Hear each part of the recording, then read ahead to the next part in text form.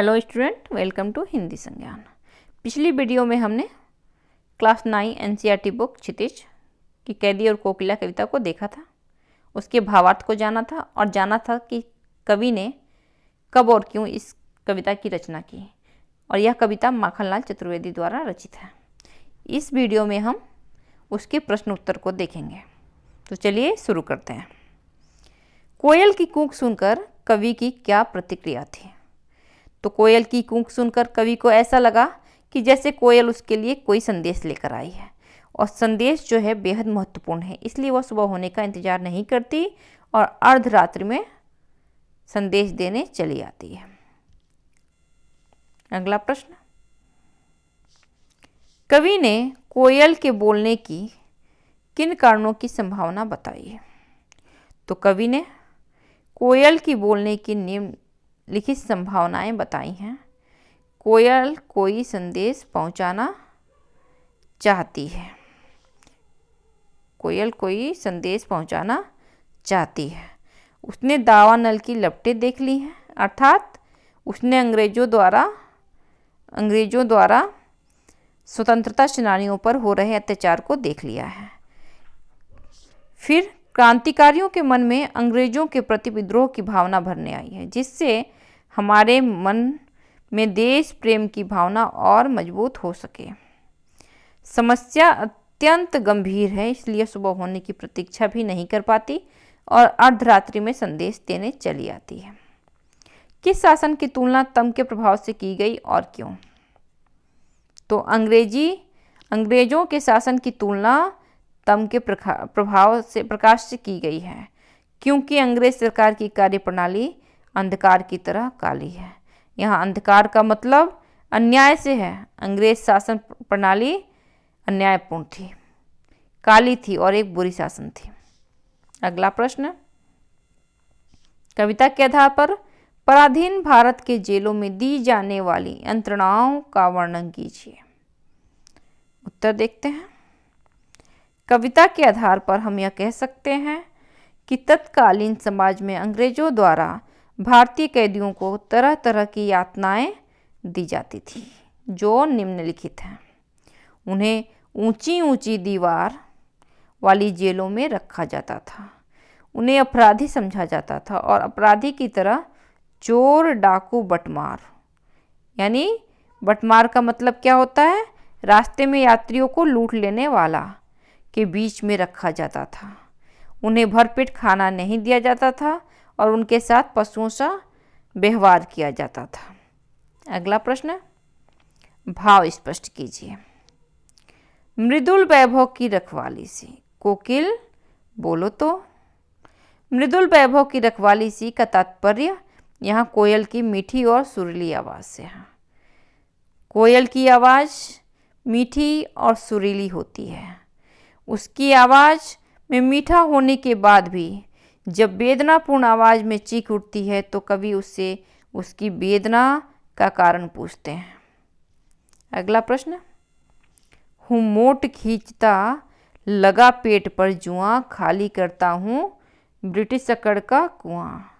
इसमें जेल की असहनीय यातनाएं झेलते हुए कवि कहते हैं कि वह अपने पेट पर कोल्हू बांधकर चरसा चला रहे हैं। आशय यह है कि स्वतंत्रता सेनानियों से पशुओं जैसा सख्त काम लिया जा रहा है, फिर भी वह हार नहीं मान रहे हैं। इससे ब्रिटिश सरकार की अकड़ क्या हो रही है? ढीली पड़ रही है। अब अंग्रेज भी समझ गए हैं कि वे कितना भी अत्याचार कर लें, लेकिन हम भारतीयों के मनोबल को कम नहीं कर सकते हैं। अर्धरात्रि में कोयल की चीख से कवि को क्या अंदेशा है? तो अर्धरात्रि में कोयल के चीखने से कवि को अनेकों अंदेशे होते हैं, जैसे कोयल कोई संदेश लेकर आई है, या फिर कोयल का किसी ने कुछ लूट लिया है, इसलिए वह वेदनापूर्ण आवाज़ में गा रही है, और शायद उसने दावानल की लपटें देख ली हैं। दावानल की लपटें यानी जंगल में लगी आग, अर्थात यहाँ इसका आशय है कि भारतीयों के आक्रोश एवं असंतोष की ज्वाला कोयल ने देख ली होगी। यह भी हो सकता है क्रांतिकारियों के दुख से द्रवित होकर चीख रही हो, इसलिए वह सुबह होने की प्रतीक्षा भी नहीं कर पाती और अर्धरात्रि में चीखने लगती है। कवि को कोयल से ईर्ष्या क्यों हो रही है? तो कोयल की स्वतंत्रता से कवि को ईर्ष्या हो रही है। इस कविता में कवि ने स्वतंत्र कोयल और बंदी कैदी की मनःस्थिति की तुलना बड़े ही मार्मिक ढंग से करते हुए बताते हैं कि कोयल पूर्ण रूप से स्वतंत्र है। वह आकाश में स्वतंत्रता से उड़ान भर रही है और कवि जेल की काल कोठरी में बंद है।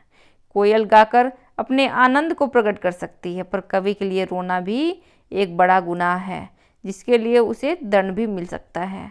तो इसलिए कवि को कोयल से ईर्ष्या हो रही है। कवि के स्मृति पटल पर कोयल के गीतों की कौन कौन सी मधुर स्मृतियां अंकित हैं जिन्हें वह अब नष्ट करने पर तुली है? तो कवि के स्मृति पटल पर कोयल के गीतों की कुछ मधुर स्मृतियां अंकित हैं। कोयल हरी डाल पर बैठकर अपनी मधुर वैभवशाली आवाज़ से संपूर्ण सृष्टि को अलंकृत करती है। वह स्वतंत्रता पूर्वक अपना गीत गाती है। कोयल मीठी और सुरीली आवाज़ के लिए जानी जाती है, परंतु अब वह इन विशेषताओं को नष्ट करने पर तुली है। हथकड़ियों को गहना क्यों कहा गया है? तो गहना को धारण करने से धारणकर्ता का गौरव और सौंदर्य बढ़ जाता है। जब हम गहना पहनते हैं, आभूषण पहनते हैं, तो हमारा सौंदर्य और भी क्या होता है, बढ़ जाता है। तो कवि जो हथकड़ी है उसको गहना इसलिए कहते हैं कि स्वतंत्रता सेनानी थे कवि, इसी वजह से उन्हें कई बार जेल भी जाना पड़ा और उन्हें अंग्रेजों द्वारा हथकड़ियाँ पहनाई गईं। तो उन्हें किसी गलत काम के लिए हथकड़ी नहीं पहननी पड़ी, उन्होंने स्वतंत्रता प्राप्ति के महान उद्देश्य के लिए हथकड़ियाँ पहनी थी, अतः उनसे उनका गौरव बढ़ा, इसलिए कवि ने हथकड़ियों को गहना कहा है। अगला प्रश्न देखते हैं। काली तू ए आली। इन पंक्तियों में काली शब्द की आवृत्ति से उत्पन्न चमत्कार का विवेचन कीजिए। काली तू ए आली, इन पंक्तियों में काली शब्द की आवृत्ति हुई है। इस शब्द का अर्थ भी उसके संदर्भ अनुसार निम्नलिखित है। पहला, हथकड़ियाँ, रात, टोपी, कंबल, कोयल आदि का रंग काला बताने के लिए। अंग्रेजों के अन्यायपूर्ण कारनामे बताते हुए उनके शासन को न्यायपूर्ण शासन कहा गया है। तीसरा है, पराधीन भारतीयों का भविष्य अंधकार में बताने के लिए और अंग्रेजों के प्रति भारतीयों के मन में उठने वाले आक्रोश के संबंध में। काव्य सौंदर्य स्पष्ट कीजिए। किस दावानल की ज्वालाएं हैं दिखी? तो इस काव्य पंक्ति में जेल की यातनाओं को दावानल की ज्वालाएं कहा गया है। दावानल का मतलब क्या होता है? जंगल में लगी आग। तो इस काव्य पंक्ति में जेल की जो यातनाएं थीं उसको दावानल की ज्वालाओं के समान बताया गया है। तो इसीलिए ब्रिटिश जेलों की जो असहनीय यातनाओं के लिए यह उपमान सटीक बन पड़ा है। इसमें कोयल की कूक को चीख मानकर कवि उससे प्रश्न कर रहा है।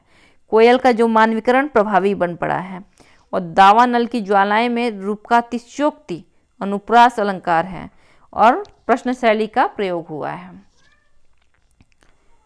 तेरे गीत कहावे वाह, रोना भी है मुझे गुनाह, देख विषमता तेरी मेरी, बजा रही तिस पर रणभेरी। इसमें कोयल की मधुर तान और जेल में बंद कवि की यातनाओं का तुलनात्मक वर्णन बहुत मार्मिक ढंग से किया गया है। कोयल अपनी सुरीली आवाज़ की वजह से सब जगह प्रशंसा पाती है। कवि के लिए रोना भी संभव नहीं है। कोयल का मानवीकरण बहुत सुंदर बन पड़ा है। कवि को प्रतीत होता है कि कोयल रणभेरी बजाने वाली स्वतंत्रता सेनानी है और अपनी कूक द्वारा संघर्ष की प्रेरणा दे रही है।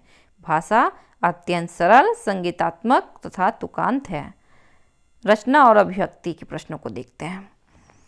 कवि जेल के आसपास अन्य पक्षियों को चहचहाना भी सुनता होगा, लेकिन उसने कोकिला की ही बात क्यों की है? तो यहाँ कोकिला का रंग जो होता है काला होता है। देखिए, यदि कवि ने कौवे को चुना होता तो कौवे की आवाज़ में कड़वाहट होती है, काँव काँव की आवाज़ होती है और रंग भी उसका काला होता है। लेकिन कोयल की आवाज़ क्या होती है? सुरीली होती है, मीठी होती है। तो चलिए देखते हैं इसके उत्तर को। यहाँ कोकिला का रंग जो है काला होता है।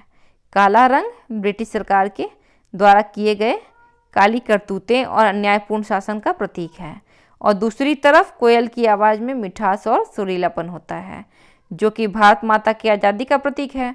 और रात को कोयल का इस प्रकार करुण स्वर में गाना किसी संकट का प्रतीक है। कोकिला की आवाज़ अन्य पक्षियों से अधिक मधुर तथा भिन्न है, इसलिए कवि ने कोकिला की ही बात की है।